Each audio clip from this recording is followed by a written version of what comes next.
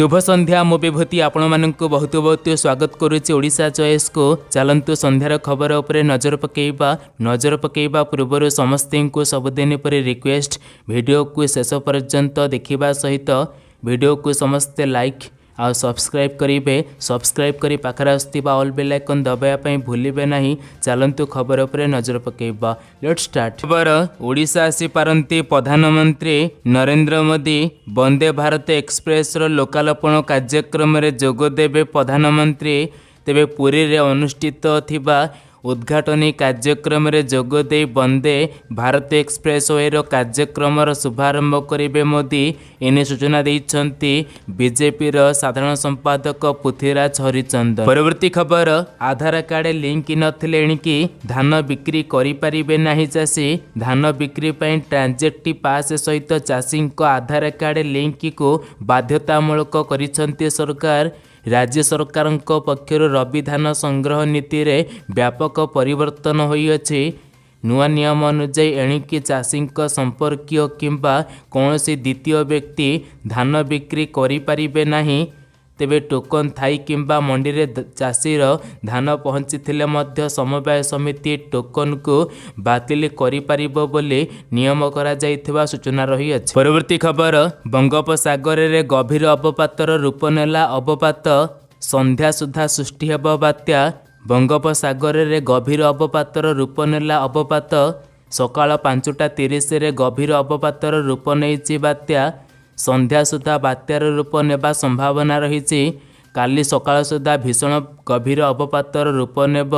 12 तारिख सकाळ सुधा अति भीषण बात्यार रूप नेब पर दिग बदलाई उत्तर उत्तर पूर्व दिगरे गति करिब। 13 रे दुर्बल होई बांग्लादेश म्यांमार मुहां हेब। भारतीय पाणीपाग विभाग एने पूर्वानुमान करिछि। परवर्ती खबर मोबाइल सिम कॉल माध्यम रे बढ़ी चलीथिबा साइबर अपराध और अन्य अर्थनैतिक ठकई रोकिबा पई भारतीय टेलीकॉम विभाग एक बड़ पदक्षेप नेछि। कृत्रिम बुद्धिमत्ता ज्ञानकौशल व्यवहार करी मुख्य चिन्हट माध्यम प्रकृत टेलीफोन सिम व्यवहारकारी को ठाब करा जाइछि। एही जांच समय विभिन्न टेलीकॉम ऑपरेटरों द्वारा राज्य में बंटा जाइथिबा 52,088 मोबाइल सिम संध्या घर आसाला। पूर्णांग जांच पर ओडिशा टेलीकॉम राज्य में 51,260 मोबाइल सिम नकली थिबा जानिबा पर सबुर संजोग को विच्छिन्न करा जाइथिबा टेलीकॉम कर्तृपक्ष सूचना देइछन्ति। परवर्ती खबर आज दिल्ली जाइछन्ति मुख्यमंत्री। अधा पड़ी रहिता विभिन्न सरकारी कार्यक्रम करिबे समीक्षा। आज दिल्ली जाइछन्ति मुख्यमंत्री। 11 और 12 तारिख 2 दिन धरी दिल्ली रे रहिबे। सेठारे मुख्यमंत्री अधा पड़ी रहिता विभिन्न सरकारी कार्यर समीक्षा करेंगे। यह सरकारी अधिकारी सहित आलोचना करेंगे। मे 13 तारिख में मुख्यमंत्री प्रत्यावर्तन करेंगे बोली सूचना मिली। तेबे यही गस्त समय से कौन से केंद्र मंत्री को भेटिबार कार्यक्रम स्थिर होई नथिबा से कहिसंती। परवर्ती खबर पाकिस्तानी हिंसा अणायत भारतीय सेना सतर्क सीमार हाई अलर्ट।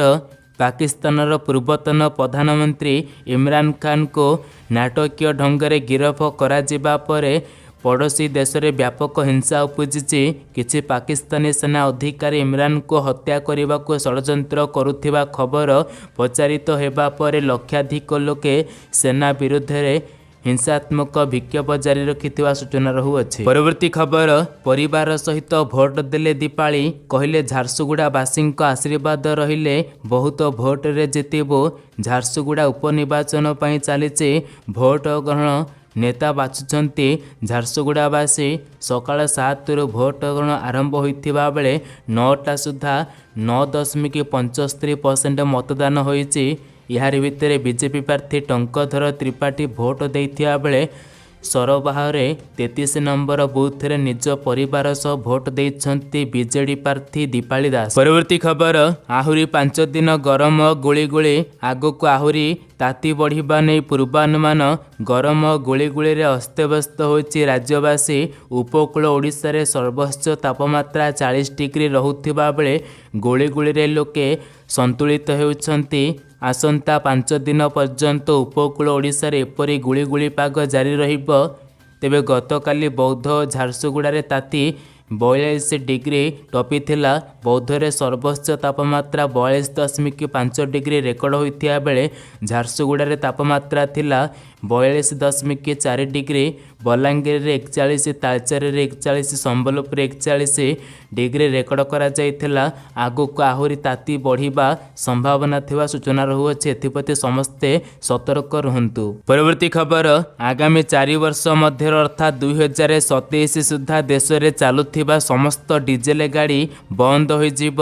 ଏଗୁଡ଼ିକୁ ବନ୍ଦ କରିଦେବାର ଆବଶ୍ୟକତା ରହିଛି। ଏହା ବଦଳରେ ଲୋକଙ୍କୁ ବିଦ୍ୟୁତ୍ ଓ ଗ୍ୟାସ୍ ଦ୍ୱାରା ଚାଲୁଥିବା ଗାଡ଼ି ଉପରେ ଗୁରୁତ୍ୱ ଦେବା ଆବଶ୍ୟକ। ଏହାକୁ ନେଇ ପେଟ୍ରୋଲିୟମ ମନ୍ତ୍ରାଳୟ ଦ୍ୱାରା ଗଠିତ ହୋଇଥିବା ଏକ କମିଟି କେନ୍ଦ୍ର ସରକାରଙ୍କୁ ପରାମର୍ଶ ଦେଇଛନ୍ତି। ଏହି କମିଟି ସହରର ଜନସଂଖ୍ୟା ଆଧାରରେ ଡିଜେଲ ଗାଡ଼ି ଉପରେ ପ୍ରତିବନ୍ଧକ ଲଗାଇବାକୁ ଯୋଜନା ପ୍ରସ୍ତୁତ ହେଉଥିବା ସୂଚନା ଆସିଅଛି, ଯାହାଫଳରେ ଡିଜେଲ ଗାଡ଼ି ସମ୍ପୂର୍ଣ୍ଣ ବ୍ୟାନ୍ ହୋଇଯିବ ବୋଲି ସୂଚନା ରହୁଅଛି। ପରବର୍ତ୍ତୀ ଖବର, ଝାରସୁଗୁଡ଼ା ନିର୍ବାଚନ ମଣ୍ଡଳୀ ହିରାମି ଗ୍ରାମ ପଞ୍ଚାୟତ ତରେଇକୋଲାରେ ଗ୍ରାମବାସୀଙ୍କୁ ଟଙ୍କା ବାଣ୍ଟିବା ପାଇଁ ଯାଇ 3 ଜଣ ବିଜେପି ନେତା ଧରାପଡ଼ିଛନ୍ତି। ବିଜେପି ନେତାଙ୍କ ନିକଟରୁ 1 ଲକ୍ଷ ଟଙ୍କା ଜବତ କରାଯାଇଛି।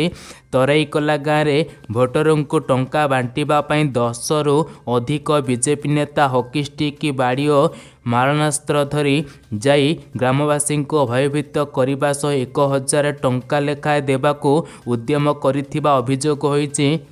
ଗ୍ରାମବାସୀ ବିରୋଧ କରି ବିଜେପି ନେତାଙ୍କୁ ଧରିବାକୁ ଗୋଡ଼ାଇଥିଲେ। ଫଳରେ ଘଟଣାସ୍ଥଳରୁ 4-7 ଜଣ ବିଜେପି ନେତା ଫେରାର ହୋଇଥିବା ଗ୍ରାମବାସୀ ଅଭିଯୋଗ କରିଛନ୍ତି। ପରବର୍ତ୍ତୀ ଖବର, ପୁଣି ବଢ଼ିଲା ସୁନା ଦର। ଆଜି ଭାରତୀୟ ବଜାରରେ 22 କ୍ୟାରେଟ୍ ସୁନା 10 ଗ୍ରାମକୁ 56,724, କ୍ୟାରେଟ୍ ସୁନା 10 ଗ୍ରାମକୁ 61,850। ସେହିପରି ଓଡ଼ିଶାର ରାଜଧାନୀ ଭୁବନେଶ୍ୱରରେ ଆଜି 22 ଓ 24 କ୍ୟାରେଟ୍ ସୁନା 10 ଗ୍ରାମକୁ 56,700, 61,850। ସେହିପରି ସ୍ଥିର ରହିଛି ପେଟ୍ରୋଲ ଓ ଡିଜେଲ ମୂଲ୍ୟ। ଆଜି ଭୁବନେଶ୍ୱରରେ ପେଟ୍ରୋଲ ଲିଟରକୁ 103 ଟଙ୍କା 18 ପଇସା ଥିବାବେଳେ ଡିଜେଲ ପ୍ରତି ଲିଟରକୁ 94 ଟଙ୍କା 75 ପଇସା ରହିଅଛି। ପରବର୍ତ୍ତୀ ଖବର, 2024 ସାଧାରଣ ନିର୍ବାଚନରେ ଓଡ଼ିଶାର କୌଣସି ଲୋକସଭା ଆସନରୁ ନିର୍ବାଚନ ଲଢ଼ିବେ କେନ୍ଦ୍ରମନ୍ତ୍ରୀ ଶ୍ରୀ ପ୍ରଧାନ ନ୍ୟୁଜ୍କୁ ଏହି ସୂଚନା ଦେଇଛନ୍ତି। ସେ କହିଛନ୍ତି ଯେ କେଉଁଠୁ ଲଢ଼ିବେ ତାହା ଦଳ ନିଷ୍ପତ୍ତି ନେବ। ତାଙ୍କ ଭଳି କର୍ମକର୍ତ୍ତାଙ୍କୁ ଦଳ ପ୍ରଥମ ଥର ପାଇଁ ବାହାର ରାଜ୍ୟରୁ ଦୁଇ ଥର ରାଜ୍ୟସଭା ପଠାଇଥିବାରୁ ସେ ଦଳ ପ୍ରତି କୃତଜ୍ଞତା ଥିବା କହିଛନ୍ତି। ପରବର୍ତ୍ତୀ ଖବର, ପାକିସ୍ତାନର ପୂର୍ବତନ ପ୍ରଧାନମନ୍ତ୍ରୀ ଇମ୍ରାନ ଖାନଙ୍କୁ ଗିରଫ କରାଯିବା ପରେ ଉଠୁଛି ପଡ଼ୁଛି ପୁରା ଦେଶ। ପାକିସ୍ତାନ ତେହରିକ୍-ଇ-ଇନ୍ସାଫ୍ ଇଦଲ କର୍ମୀମାନେ ତୀବ୍ର ବିରୋଧ କରିବା ସହିତ ବିଭିନ୍ନ ସ୍ଥାନରେ ବ୍ୟାପକ ହିଂସାକାଣ୍ଡ ଘଟାଉଛନ୍ତି। ଏକ ଜମି ଘଟଣା ମାମଲାରେ ଇମ୍ରାନ ଖାନଙ୍କୁ ଗିରଫ କରାଯାଇଥିବା ପରେ ଜେଲ୍ ପଠାଯାଇଛି। ଏବେ ଇମ୍ରାନଙ୍କ ଅଡ଼ୁଆ ଆହୁରି ବଢ଼ିବାରେ ଲାଗିଛି। ଅପରାଧିକ ମାମଲାରେ ଗିରଫ ହୋଇଥିବାରୁ ତାଙ୍କୁ ପିଟିଆଇ ଦଳର ଅଧ୍ୟକ୍ଷ ପଦରୁ ମଧ୍ୟ ବିଦା କରାଯାଇପାରେ। ଏନେ ଅଦାଲତରେ ଯାଚିକା ମଧ୍ୟ ଦାଖଲ କରାଯାଇଛି ଓ ଲାହୋରରେ କୋର୍ଟ ମାମଲାର ଶୁଣାଣି କରିବା ପାଇଁ ପ୍ରସ୍ତୁତ ହୋଇଛନ୍ତି। ପରବର୍ତ୍ତୀ ଖବର, ପୁଣି ବନ୍ଦ ଡାକରା। ରାଷ୍ଟ୍ରପତିଙ୍କ କାର୍ଯ୍ୟକ୍ରମରେ ବିଭ୍ରାଟକୁ ନେଇ ଆସନ୍ତା 15 ତାରିଖ 12 ଘଣ୍ଟିଆ ମୟୂରଭଞ୍ଜ ବନ୍ଦ ଡାକରା ଦେଲା ଭଞ୍ଜସେନା।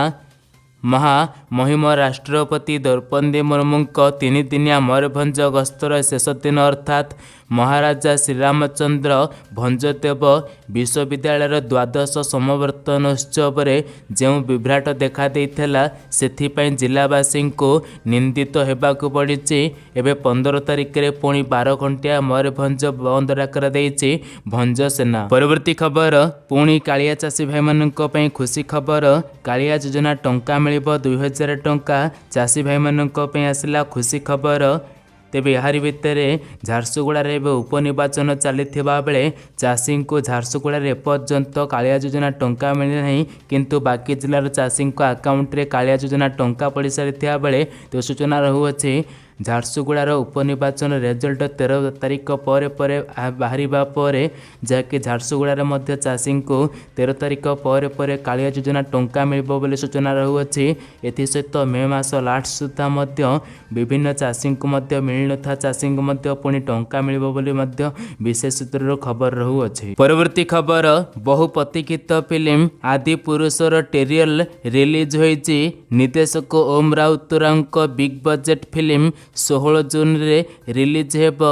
ଏଥିରେ ପ୍ରଭାସ ରାମଙ୍କ ଚରିତ୍ରରେ ଥିବାବେଳେ କୀର୍ତ୍ତି ସନନ, ସୀତା ବାବୁ, ସନି ସିଂହ ଲକ୍ଷ୍ମଣ ଏବଂ ସୈଫ୍-ଇ-ଅଲ୍ଲୀ ଖାନ୍ ରାବଣ ଭୂମିକାରେ ଦେଖିଦେବେ। ତେବେ ଟ୍ରେଲର ରିଲିଜ ହେବା ପରେ ସୋସିଆଲ ମିଡ଼ିଆରେ ଏହାକୁ ଭଲ ରେସ୍ପନ୍ସ ମିଳିଅଛି। ବାସ୍ ଏଇ ଥିଲା ଇନଫର୍ମେସନ୍। ଭିଡ଼ିଓଟି ଶେଷ ପର୍ଯ୍ୟନ୍ତ ଦେଖିଥିବାରୁ ବହୁତ ବହୁତ ଧନ୍ୟବାଦ।